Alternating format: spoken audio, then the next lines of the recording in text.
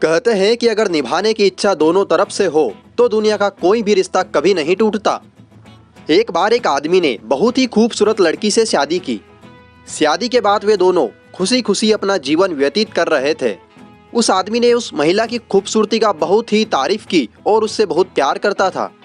लेकिन कुछ महीनों बाद पत्नी को पता चला कि वह एक चर्म रोग से पीड़ित है और इसी वजह से वह धीरे धीरे अपनी सुंदरता खो बैठेगी।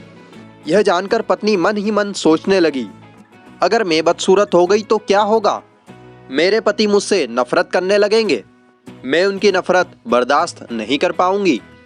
इसी बीच एक दिन उसके पति को शहर के बाहर किसी काम से जाना पड़ा। जब वह अपना काम खत्म कर घर लौट रहा था तो उसका एक्सीडेंट हो गया। उस हादसे में उन्होंने अपनी दोनों आंखें खो दी थी। इन सबके बावजूद उनका वैवाहिक जीवन बहुत ही सुखी तरीके से चलने लगा। समय बीतता गया और पत्नी चर्म रोग के कारण अपनी सुंदरता पूरी तरह से खो बैठी।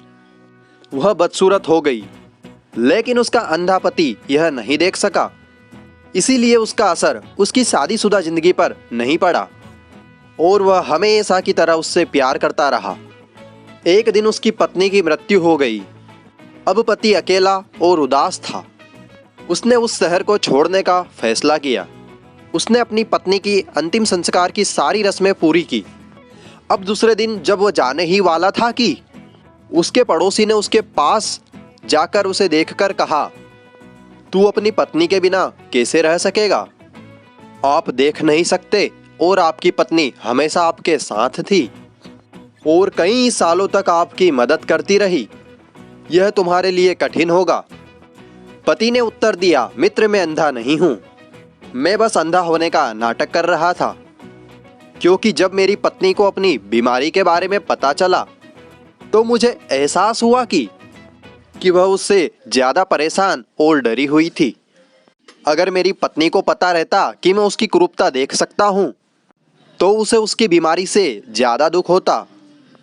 वह बहुत ही अच्छी पत्नी थी और मैं बस उसे खुश रखना चाहता था। इसीलिए इतने सालों तक मैंने अंधा होने का नाटक किया।